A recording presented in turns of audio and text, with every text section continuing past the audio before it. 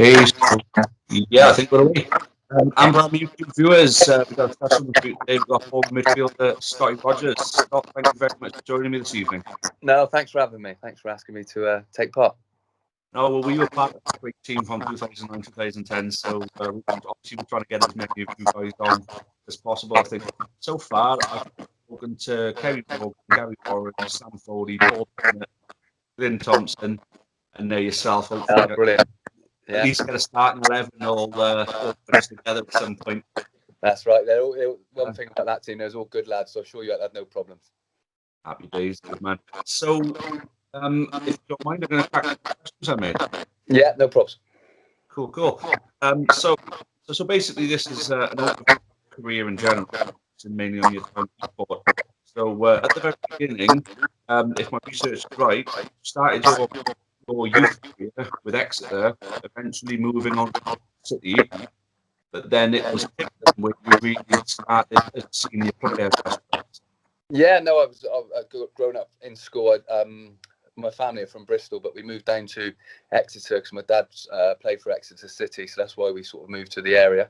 So football was always in the family, and during my time at school, I sort of played for Exeter as a schoolboy and was all set to sign for them as an apprentice. But I got asked to go up to play a trial game for Bristol City, and they sort of offered me apprenticeship as well. And it was a hard decision at the time because Dad played for Exeter, but we were Bristol.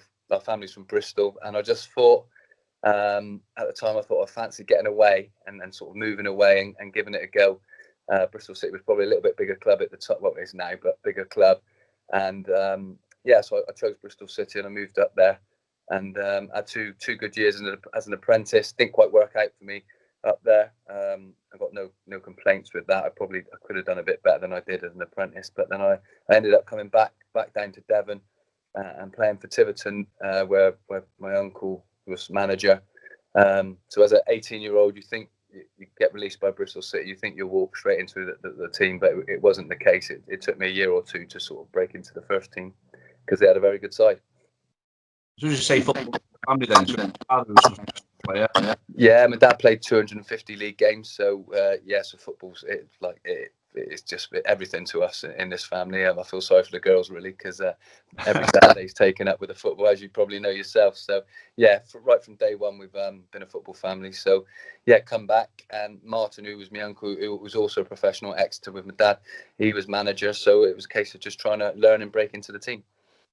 Happy days. So when you came into the team, you ended up doing particularly well, scoring the winning goal in the FA final. Won it the year before, but you scored the winning goal the year after. Yeah, I put myself down as a lucky footballer, to be honest with you. I scored the last minute winner at Wembley in the 90th minute to win 1-0. I think you do get lucky footballers. I think I'm one of them. I've had sort of 5 promotions. So yeah, I finished playing a couple of years ago now, and I can't complain. I've had a real good 20 years of it, and I give it my best shot. So I think if you're scoring a last minute winner at sort of like 18, 19, then luck's on your side. Absolutely. So we visited Tiverton initially. Screen? Yeah, obviously then that Tiverton team we used to play. We got promoted a couple of leagues, and we used to play. I think it was a Dr. Martin's Premier League then, and I think Newport were just sort of coming back. I think John Cornforth might have been the manager there. I think might have been involved, and we played Newport quite a few times. I always remember Tiverton going up to Newport, and it was a big game. My dad used to play against Newport for Exeter, and he actually scored. My dad scored at Newport for Exeter to keep Exeter up on the last day of the season once. So he's got a bit of an affinity with Newport as well.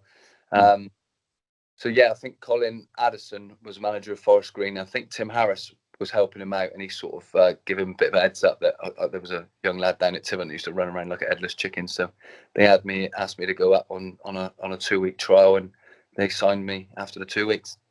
So that's your progression for yourself as you were climbing leagues. Yeah, that was I went from the Dr. Martin's Premier then to the conference. So it was at the time I think it was maybe a league or a League 2 league jump. But it's like you said, I've always tried to better myself wherever I've been, and it was a big challenge which I thoroughly enjoyed. Excellent. So a couple of years on the West, eventually then signed permanently with Bath. So did it not quite go to plan at Forest Green? No, I had two. Well, I was there for 3 years. I had 2 really good years. I was supporters player of the year, and I scored 10 goals from midfield. So I really had a really good 2 years there. And then I got injured in my 3rd year at pre-season.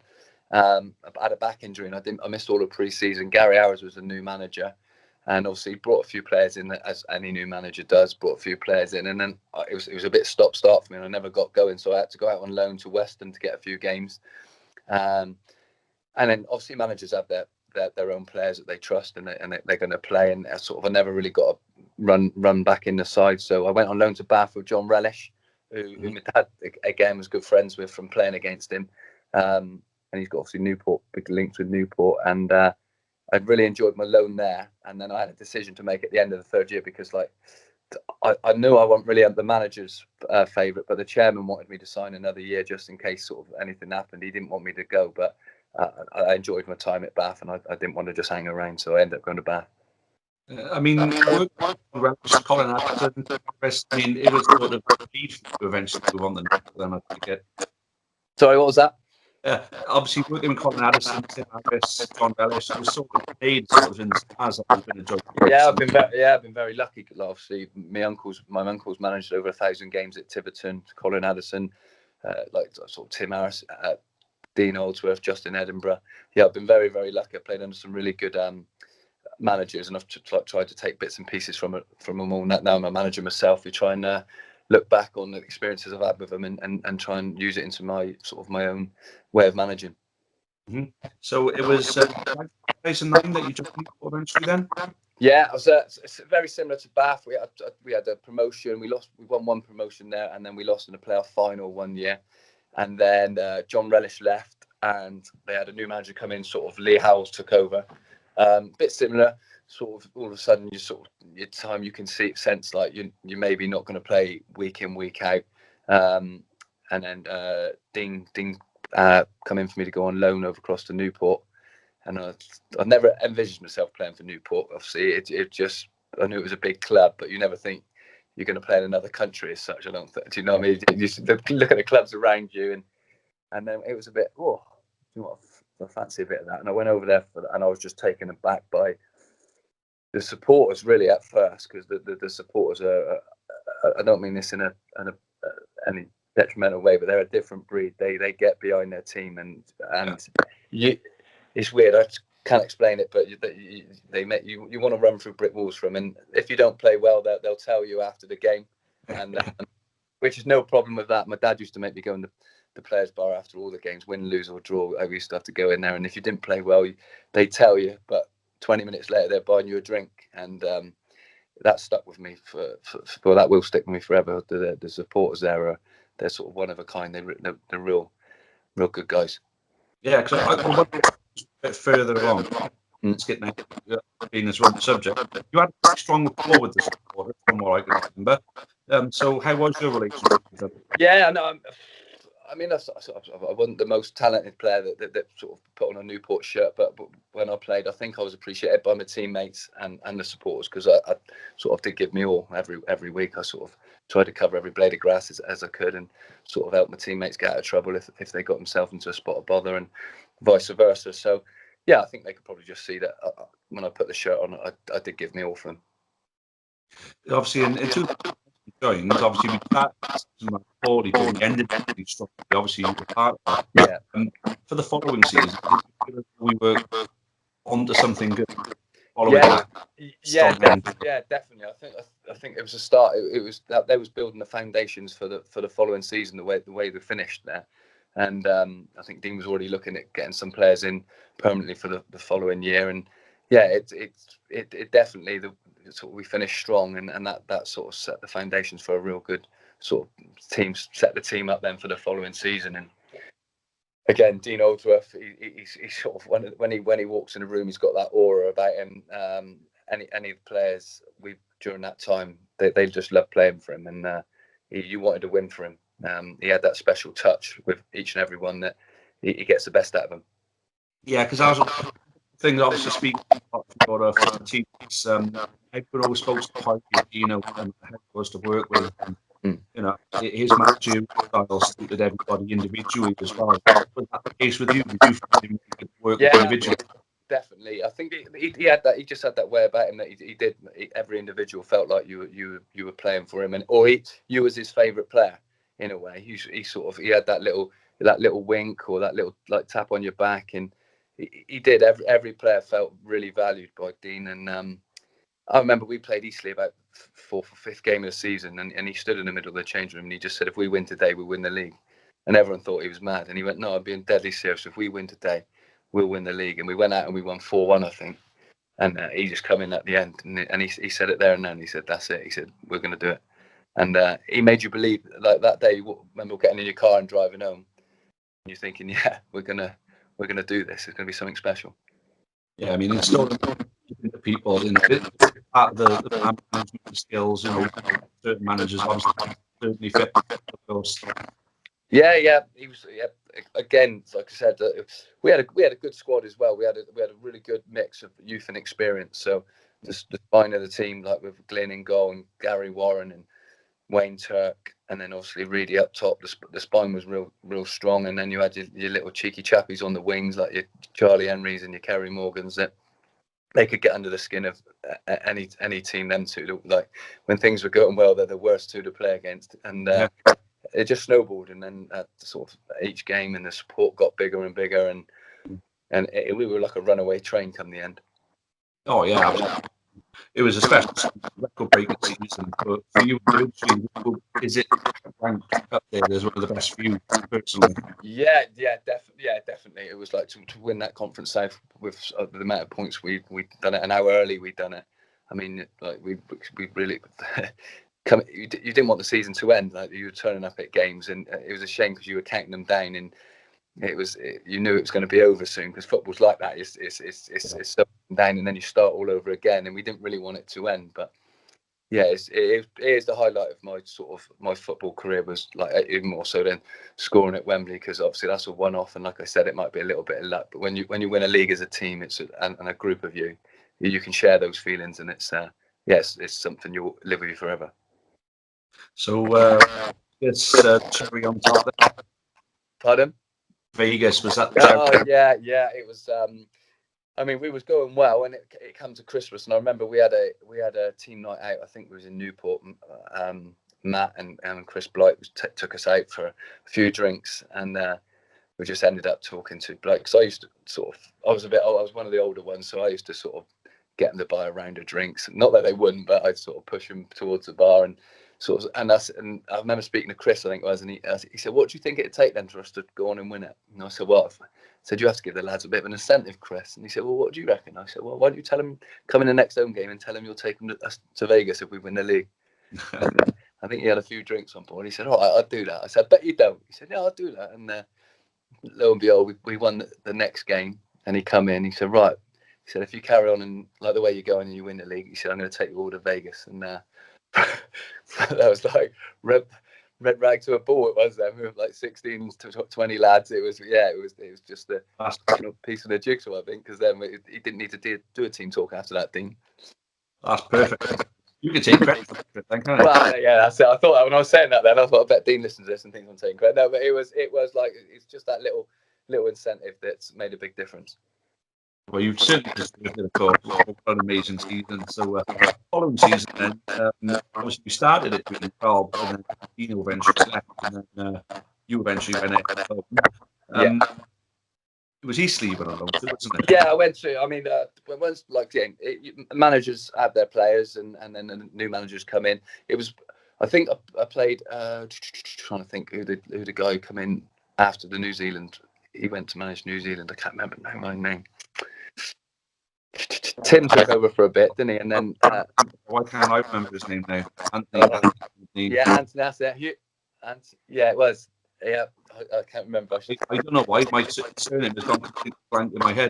His dad played football, didn't he? Yeah, he come in and sort of, like I say, managers have their own players and things. And I probably when Dean went, I was probably part of that era, to be honest with you.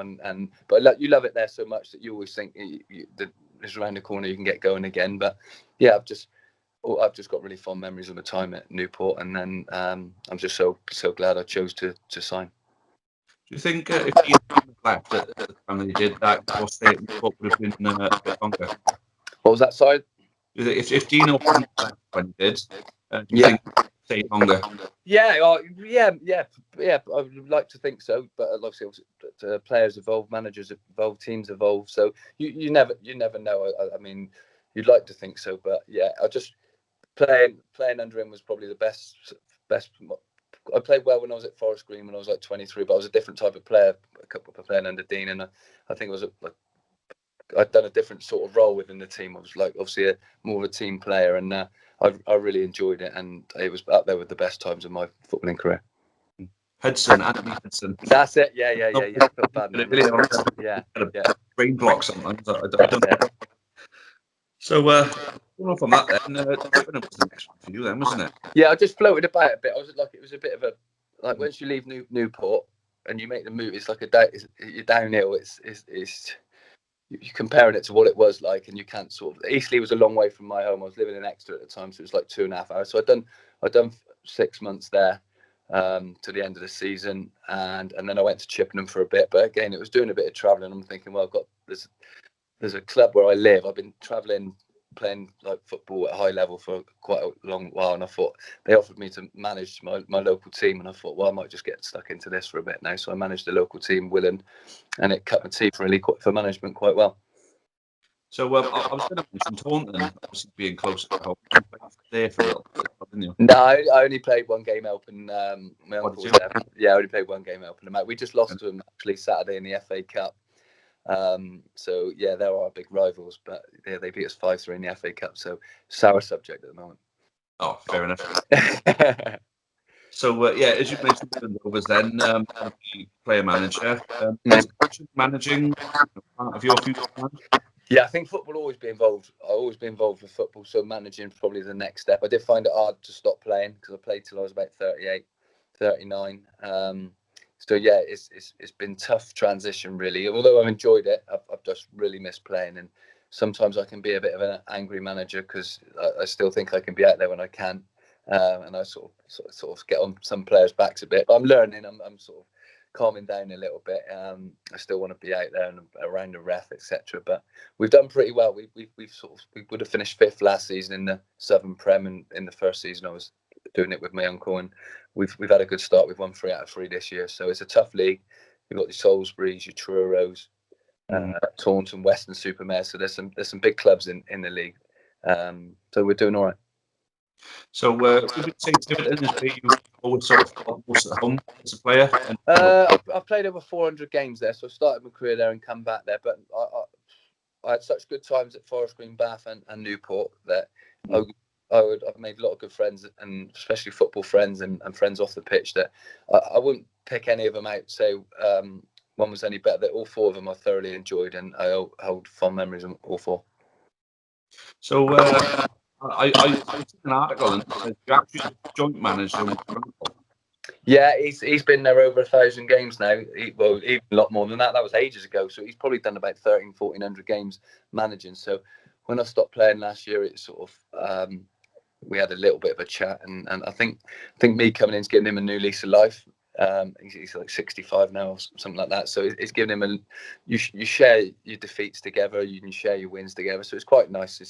It's a lonely place managing when you lose and like you upset players because they're not playing. It can be a lonely place. So if there's 2 of you, it does sort of make it that little bit easier. And obviously we're not getting paid lots of money, so it's not like you're on 100 grand a week and it doesn't matter who you upset. You want to enjoy your football to release at the weekend. So yeah, it's gone really well so far. Would you say that's kind of a succession plan in place there then? Yeah, maybe. Yeah, I mean, like I said, with football it evolves. Like you can't go on forever. Although, like Martin still, like I said, he's still got that burning desire to win and manage. So it's not. It'd be a few years yet. Whether I stay there for the duration or if I move on, but if results don't go well, then like you can't expect to keep your job. But we've done really well so far. I like to think I'm a similar type of manager to your Deans and your John Relishes. I'm a motivator, and I just want the lads to enjoy their football, go out there and basically run through brick walls for you. Absolutely, yeah. Certainly learned of course. Yeah, that's it. Yeah. So I've been very lucky. So I think it'd be a bit of a waste if I didn't sort of use some of that experience I've gained. But I'm still real good mates with Gary Warren. He just moved down up the road from me, so I was best man at his wedding. So like speak to Sam Foley a lot, Craig Reed, and yeah, we just, like I said, we have a reunion every now and again, and it's brilliant. We've sort of met up in Killeen. I think it was about 6 months ago, I think it was, and we had a hell of a day. It was, yeah. Yeah, so it was great to see the lads. It's sometimes a shame that not all of them can get there on a particular Sunday, but as soon as we see each other, we have it's like the old times, like you've never been away. Well, hopefully I can sort of go back to normal and into another one, and I'll try and pack myself in. Yeah, no, definitely. Yeah, face in person then, you know. It's definitely worth coming, because like I said, like the thing with the team we had, it wasn't just the players. It was like your kit man and your physio, like Bobby, Fitz, and they was just as big as characters as the players. So like they'd walk in the change rooms and give all the kit, like the kit and the suites out, and then they start hammering the players, and the players are hammering back, and it was no one was bigger than anyone else apart from Reedy. Reedy was the main man. So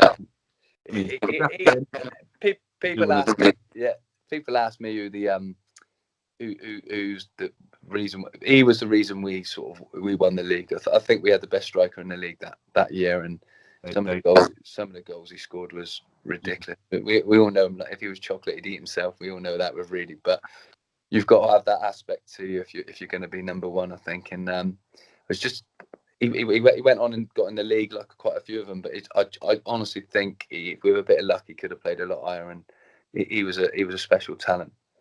Certainly was. I fully thought he was going to go on and see if he could bang goals in there, and eventually do like a Jamie Vardy, something like that. You know, I felt he was good at the time. Yeah, and like my dad, he's played a big part in my career, and when he didn't used to come and watch, I always used to like him coming and watch. And obviously Reedy's had a family bereavement. Then when he was at Newport, and I don't know if that sort of played a big effect on him, because he had the lot, and I don't know if that sort of going forward he wasn't quite the same after that. I don't know. I didn't watch him enough, but definitely while he was with us, he was unplayable on certain days.